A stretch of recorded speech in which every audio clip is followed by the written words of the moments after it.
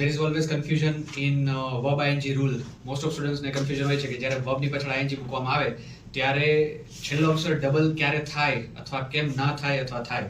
સો આજે શીખવાનું છે કે આનો રૂલ કયો છે બેઝિક. ફોર એક્ઝામ્પલ રન, તો રન ની પાછળ જ્યારે ing મૂકવામાં આવે છે ત્યારે ડબલ એન મૂકીને પછી ing થાય છે. તો એનું રીઝન શું છે? સો એના બેઝિક રીઝન એ છે કે કોન્સનન્ટ વોવેલ કોન્સનન્ટ એવી રીતે એક રૂલ ફોલો થાય છે. તો હવે વોવેલ શું છે?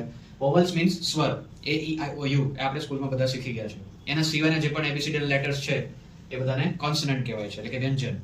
તો એવો રૂલ છે કે જ્યારે કોઈ પણ વર્બ જે છે એટલે કે એક્ટિવિટી, ક્રિયા, એના છેલ્લા 3 લેટર કોન્સનન્ટ, વોવેલ, કોન્સનન્ટ એ રૂલને ફોલો કરતા હોય તો છેલ્લા અક્ષરને ડબલ કરીને પછી ing મૂકવામાં આવે. ફોર એક્ઝામ્પલ સીટ, તો આ શું છે? કોન્સનન્ટ છે.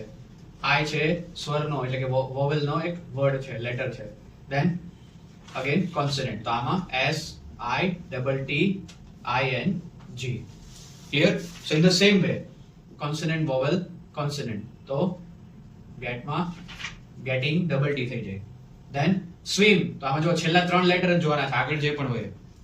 સો કોન્સનન્ટ, I એટલે કે વોવેલ, દેન અગેન કોન્સનન્ટ, તો S W I M I N G. Clear?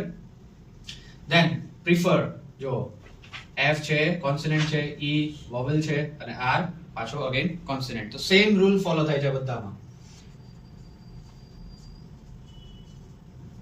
પ્રિફરિંગ, double R. Clear? Again forget, so એમાં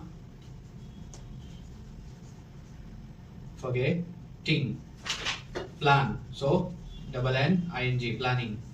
Stop, S T O double P I G. Clear?